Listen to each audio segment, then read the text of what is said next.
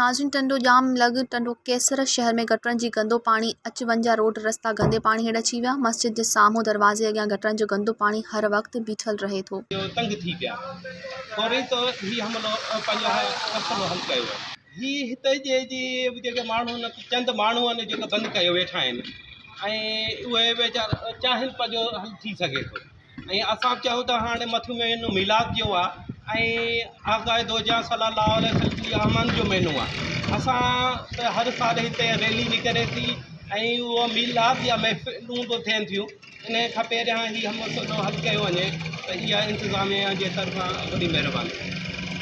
मज़ीद ख़बरनि ऐं तफ़सीलात लाइ विज़िट कयो असांजी वेबसाइट www.awamiNewsHD.com ऐं ॾिसंदा रहो अवामी न्यूज़ HD।